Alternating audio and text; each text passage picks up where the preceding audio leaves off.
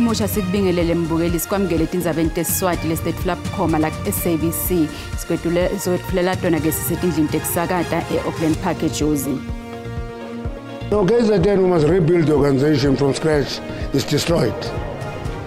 So you're saying, essentially, what are you saying? Disbandment or not? Not disbandment, rebuilding.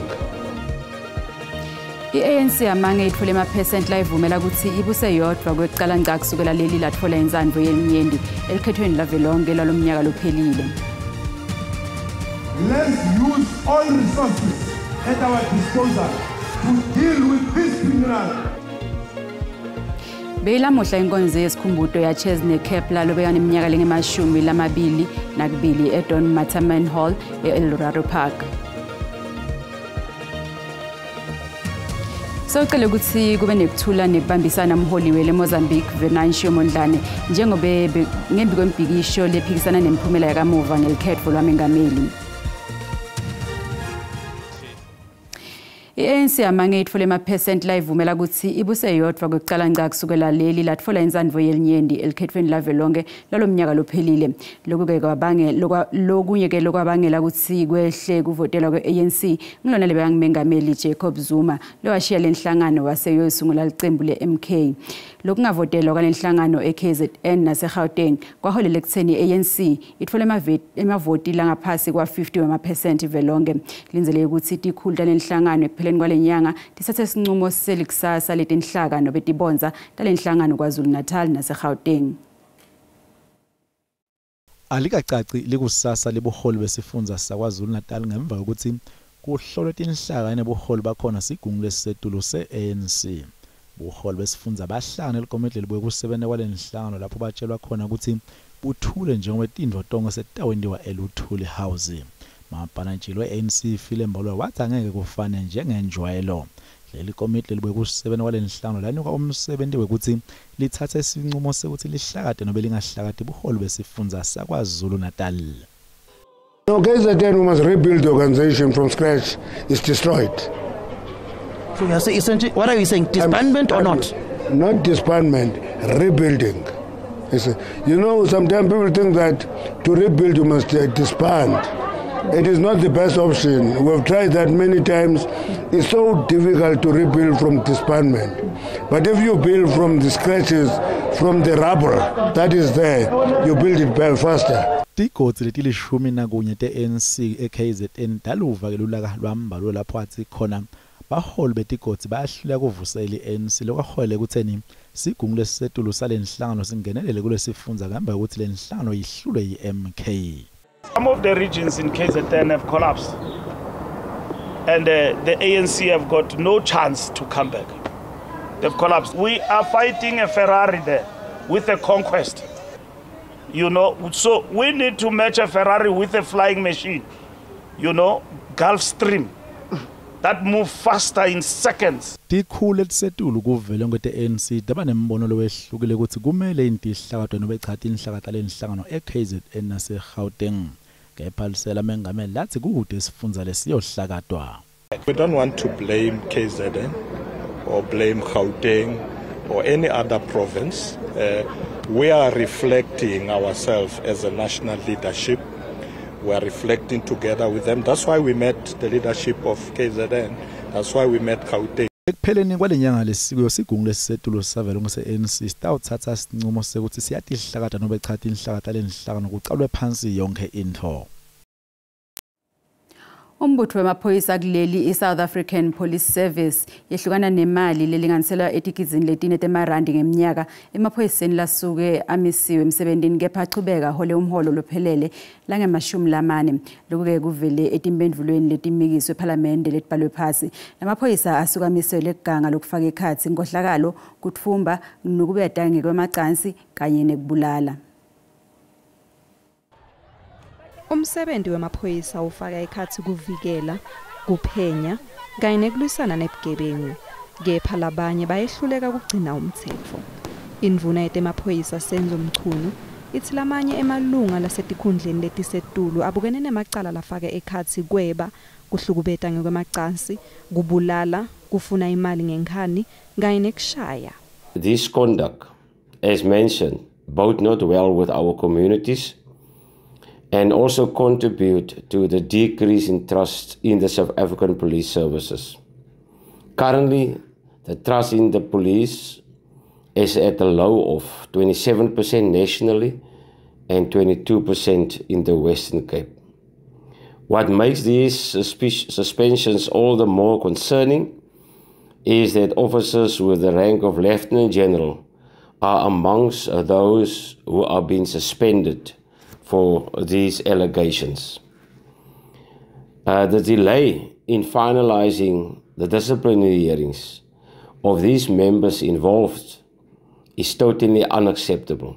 Sikhathi sekumiswa siyehlukahlukana kuyandlula neminyaka lemibili solamisiwe emsebentini lamanye emalunga. Belamuhla inkonzo yesikhumbuzo yaChesney Kepler lobekana iminyaka lenge-22 eDon Mattaman Hall eEldorado Park eJozi. Kusolwa ukuthi Kepler udutshule isingane sakhe lesineminyaka lenge-42 lesiliphoyisa mhla tinge-26 kule nyanga lefile.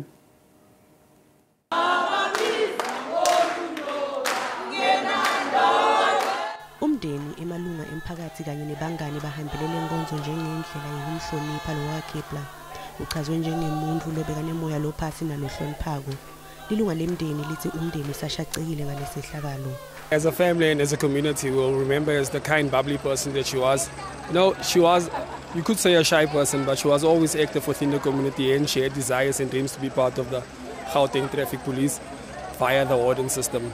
So I think the memories we're going to have of her is memories of her being this shy person that she was, but when she was with a friend, she was very bubbly, so we'll hold on to those type of memories, a bubbly self, open personality. Labakhulumela umphakathi kanye nalabalwisana nekuhlukubeda ngekwebulili bathi kunengi lekusafute uhulumende akwende kuleli njengoba emacala lafute lawa aya ngekwanza kanti akekho lotiva aphephile bathi kubonakala hlangathi asetawuchubeka kanti kuyinto lengagwemeka nakungaqiniswa umthetho. It looks like we will continue to have this problem until us as a nation decide to sit down and start engaging, because you can pick it up that there's definitely a problem with our men in the country and also there's a problem with women. There's a fundamental crisis when it comes to gender-based violence in our community and our surrounding communities at large. But we also want to call on young people to address gender-based violence, because I believe as young people we have the power to bring what in change in what in Eldorado Park. Libambela landvuna nkulu kulesifundza seGauteng libuhang mayile belihambele lenkonzo yesikhumbuzo wendlulise emaveni vuduto ke naye emndenini wakaKepler. Uthi uhulumende utawuthumela umlayeto locinile kubo bonke bantfu labahlukubeta ngekwebulili. Uthi bangemakhulu bantfu labasikati lababulawa njalo ngeminyaka kuleli babulawa bantfu lekufanele ngabe bayabavikela. Let's use all resources at our disposal to deal with this criminal, to show other criminals that it is possible to be dealt with. Umsolo abelinzeleke ukuthi avele enkantolo yamanje project leliviki kepha lelicala liye lahlehliselwa kubhimbidvana mhla tisithupha njengoba sasesibhedlela lapha agadwe ngemaphoyisa khona. Nginokubonga Mgwenyeti indzabeni SABC eJozi. Belisitelo liphuthumako eGauteng bathi kube nemvula lenengemandla kulamalanga lengcile kanzi kude tehlakalo letibikiwe kudzimade kube nginyalo. Sebacele bantfu labahlala etindzaweni letisengodini ekuhlaselwa tikhukhula kutsi bacaphele kakhulu batsinze isikhungo sebelisitelo liphuthumako nabangahlangabetana netinkinga. Lokhu ke kulandzela kutsi isikhungo sesimo selitulu sikhiphe isixwayiso sekuthi kulinzeleke imvula lena ngamandla lihambisana nembane empumalanga yelive kanzi kulinzeleke ukuthi lesimo sichubeke kudzimade kube yimpelasonto. Zakhe Mathebula utasitfulela letengetiwe ngesimo selitulu nasiphetha tindzaba. Kulandzela timvula letinemandla eJozi nasePitoli besimo lesiphutfumako bame ngemumo. There aren't many incidents that have been reported to the emergency services, but we are on high alert. Those that are living in low-lying areas, we are in contact with the South African Weather Services and we would send alerts in case of any flooding that is expected within the city of Joburg. Etindzaweni letifana ne-Easter Fabric eMamelodi, lapho tikhukhula tashiya umonakalo ngaphambilini, nyalo amange timoshe. Now there's no such, but then since it's been happened, now we are okay, but then we need your help. If the rain is raining, I can't sleep. I can't sleep at all. Besimo lesiphuthumako eJozi bathi kude tehlakalo letibikiwe. Kanzi bancuse takhamuti ukuthi ticaphele njengoba lisetawuchubeka nekuna. Kulinzele ukuthi ukhule umthamo wetimoto e-toll gate yengomazi eMpumalanga. Lokho-ke kulandzela ukuthi abantu balibangise emuva emakhaya ngemva kwekuchitha emaholide akhisimusi. Kanti-ke le toll gate ike yabona kwehla kwemthamo wemaloli kulandzela tibhelu kule Mozambique. Nanobe-ke kunjalo abantu bayencuswa ukuthi bacaphele emigwacweni. We're expecting heavy traffic than we're currently seeing at the moment from Sunday, the 5th of January, with a lot of people starting work the coming week. And then again the following Sunday with school starting the week after that. So at the moment it's quiet, but this is expected for this kind of day. But yes, Sunday, all plans are in place to accommodate the excess traffic. Everyone is aware of the political unrest in Mozambique, and obviously that has filtered onto our road, which is also a national road in that country. All we have kept advising our road users is to keep abreast of what's happening in that country, and if they're planning to travel there, just be aware of what's happening and follow the advice of the people in that country.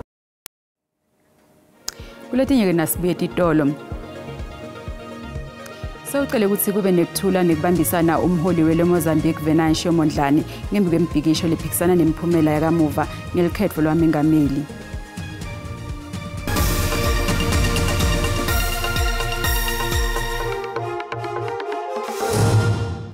Asikamukele mbukele esigabeni sesibili setindzaba tesiswati na ucetha kungena ukhethe kahle sekhona hlala nathi. Sekuphele umnyaka lidolobha laseJozi solo lithulile ngemlilo lowathatha impilo tebantu labangama-76 eMarshall Town. Ikhomishana yeliphenyo yasola leli dolobha netinhlangano talo kuthi liyathinzeka kulomlilo lowashisa sakhiwo sangqongqa. Sekwedlule itinyanga letintsatfu kwaphuma umbiko kazi leli dolobha lisatawutiphendvulela ngembi kwekhomishana ngawo lo mbiko. Mhla tinge-31 enyangeni yengci eminyakeni lo wengcile. Libhilidi lelisenkhabeni yelidolobha leJozi lavutha langqongqa. Kwavela ukuthi leli bhilidi liyingcenye yemabhilidi lantshontshiwe, lahlala bantfu bakuleli nalabavela kulamanye emave ngalokungemthetho. Kwashona bantfu labangama-76 kulesigameko. Ndunankulu waseGauteng Panyaza Lisufi wabeka ikhomishana yeliphenyo leholwa lijaji CC Kapempe. Ngemva kwetinyanga letisikhombisa tekutekwa kwaleli cala, kwakho kwa umbiko wesigaba sekucala lobo usola leli dolobha leJozi ngalesigameko. The Usindiso building showed signs of disrepair and danger to life and property. Sekwendlule tinyanga letisithupha kwashintshwa nepholi kepha solo kude timphendvulo. The challenges of the inner city are much bigger than we thought, and in fact we require as much partnerships as possible. Ndunankulu wethembise ukuthi utawusungula likomiti lelitawuqinisekisa ukuthi lokwanconywa ikhomishana kuyendiwa. We are convening a summit that would include the owners of these illegal buildings, formal owners, developers, law enforcement agencies, so that we formulate a charter and a way forward on how we are going to reclaim Johannesburg. Ekuqaleni kweminyaka lo wengcile, Sithembiso Lawrence Mdlalose wavuma ukuthi waqala umlilo ngesikhathi azama kulahla sithumbu. Wangasachubeki nebheyili kanti kude lokwendekako kulelo kucala. Bonjinyela bekuthathisa kuleli i-Consulting Engineers South Africa bathi takhiwo ngqandi tetekufutha eNorthwest ibi kakhulu kanti ke futhi nemigwaqo imivila yetimela naletinye tindvo tishoda kakhulu lokugeke uthikameta umnotfo kakhulu. Emehlo ahlaba phansi kutakhiwo ngqandite kutfutha kanti sikhumulo setindiza senza usisebenta ngazo. Kwadlatshatiswa imali letigitsi letingemakhulu lamane yethenda iSA Express kanti lesimo sinemthelo omubi emnothweni. Our neighboring countries are on the border, and certainly one can look at Mahikeng and the airport itself as a hub for the export and even import of goods that then can be transported inland. Njengobe imivila yetitimela netiteshi timoshakala manje yonke into seyibuyile hamba emigwaqweni kanti nemaloli solo afolile emahekeni akuleli. Another aspect which is a key ingredient, a missing ingredient that is a functional rail system, so that you don't put everybody on a road such that the health and safety of the public is now completely at risk. Litiko letekuphepha lesifundza lithi selimukele ticelo tekulungisa lesikhumulo sesindiza saseMahikeng nasePilanesberg. The bidders had requested more time given the technicality of the requirements, and then I gave a directive that we must extend until the 22nd of February. So we are calling on capable people to come and partner with us to resuscitate Mafikeng Airport. Kunelithemba lekuthi letinhlelo tekufuna kulungisa kabusha kwetakhiwo ncane tekutfutsa tawusita kumnotfo wendzawo kanye nasekuvulweni kwemisebenzi. Sewucela ukuthi kube nekuthula nekubambisana umholi weMozambique Venancio Mondlane ngembi kwempikisho lephikisana nemiphumela yakamuva ngelikhetho lamengameli. Lokhu kulandzela simemetelo lesikhishwe ngumkhandlu wetemtsetfosisekela kulela live lesithi iFrelimo leholwa nguDaniel Chapo iphumelele ngemavoti emaphesenti lange-65 lehle kancane kunalawa lebekakhishiwe ngaphambilini enyangeni yembala. Mondlane udzalelwe ukuthi utawudibeka njengemengameli mhla ti-15 kulenyanga lesetulu. Abonakala etinkundleni tekuchumana Mondlane ucele ukuthi kube nelubumbano kule beMozambique njengoba imibhikisho seyishiyela abangema278 bashonile kusukela ngenyanga yempala. Mengameli wakulelave Philip Nyuse wale ukuthi kube nemitamo yokungenelela ekungavanini kwemacembe epolitiki uthi lela live litimele kanzi litayilungisa sikhaya lendzaba. Kusenjalo emacembe epolitiki laphikisako alinzeleke ukuthi akhulumisane nebetindzaba ngemsombuluko ngincubekela phambili.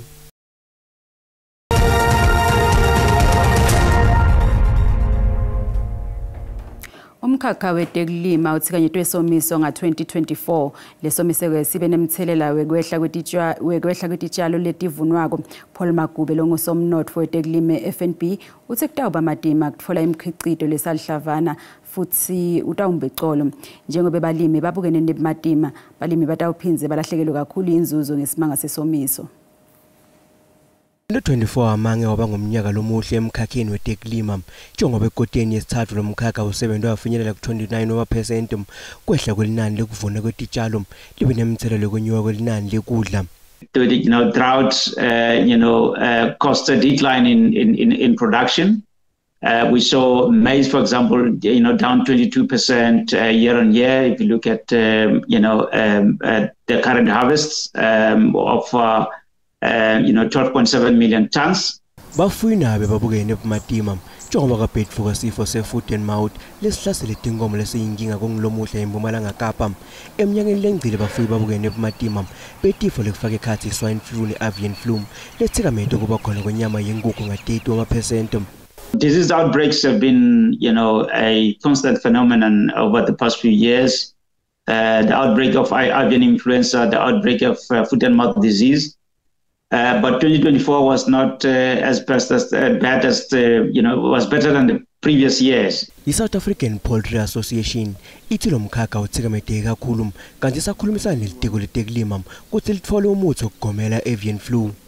Even though we've been negotiating these protocols with government, not even a single application of vaccines that has been approved by government. So there's no single producer or any producer in South Africa that is vaccinating at this stage for the disease. The South African Poultry Association ithi lo muthi wekugoma kumele usabalaliswe kuleli kuthi lo mkhakha utawusimama kuqhubekela impilo kunelithemba lekuthi lo mkhakha utawuba ngcono.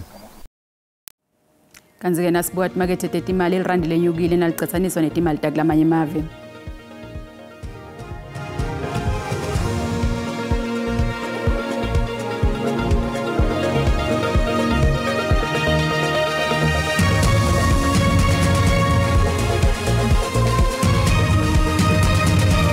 Mbukeli elizabeni laseMozambique Venancio Mondlane ngumholi welicembu leliphikisako kulelave. Kanzi-ke tigucala phota lamuhla siphinze futhi sihlangane kusasa tikhona tesixhosa nakubumbana insimbi yesikhombisa kanti isimo selitulu siyalandzela nanto zakhe. Indzabama lenhle.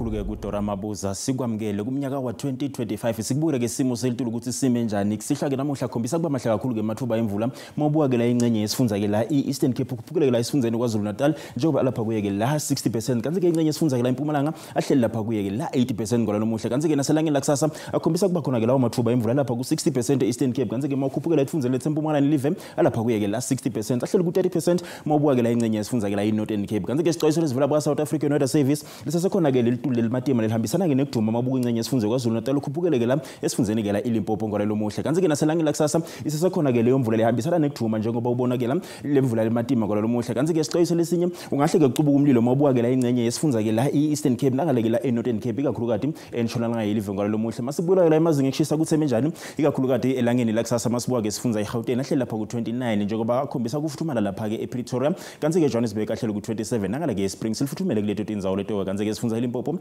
tindzawo letfana nabo Thohoyandolo likhombisa ke kufuthumala kuyashisa ke eMusina njengoba ehleli lapha ku 33 kanti ke lapha ku 30 mobuka ke la ikakhulukati eliphala le 32 eThabazimbi kanti ke sifundza iMpumalanga indzawo letfana nabo Sikhukhuza likhombisa ke kushisa njengoba lapha ku 37 eMpombela ahleli ku 30 mabuka eMelo lihleli lapha kuye ke la 26 ngolalo muhle kanti ke sifundza kwaZulu Natal tindzawo letfana nabo Mnambithi lihleli ku 35 kuyashisa ePietermaritzburg lapha ku 38 32 lapha ePortshepstone ngolalo muhle kanti ke 32 eKokstad mobuka ke Eastern Cape lapha enquba lihleli ku 42 kuyashisa leto indzawo leto ke 41 nobe ke 39 lapha ke eGraaf ngolalo muhle kanti ke masibukela ke la eNtshonalanga Kapa ikakhulukati indzawo letfana ke la nabo Vredendal lihleli lapha ku 33 yashisa leto indzawo leto ke Beaufort West lihleli lapha ku 39 likhombisa ke kushisa nakuleto indzawo leto kanti ke eNorthern Cape indzawo letfana ke nabo Upington lihleli lapha ku 40 kubo Carnival mabuka bodi ahleli lapha kuye ke la 38 ngolalo muhle kuyashisa leto indzawo leto kanti ke eFree State indzawo letfana nabo Bothaville lapha ku 33 32 Evelco mabuka eFreesburg lihleli lapha kuye ke la 31 lokusho ukuthi kuyashisa nakuleto indzawo leto ngolalo muhle masibuka ke la sifundza iNorthern Cape indzawo lefana noMahikeng likhombisa ke kufuthumala kanti ke ePietermaritzburg lapha kuye ke nobe ke eRustenburg lapha kuye ke la 30 kuyashisa kuleto indzawo leto mabuka boTosca nangale ke kubo Vryburg ihleli lapha kuye ke la 32 mabuka kakhulukati kubo Tahungwa lo muhle ihleli lapha kuye ke la 34 lokusho ukuthi kuyashisa kuleto indzawo leto nangale bo Bloemhof lapha kuye ke la 32 mabuka indzawo lefana ke la nangale ke kubo Mahikeng ngwalo muhle angisho ngithi kungako bengikuphathele kona busuku abube ngilobuhle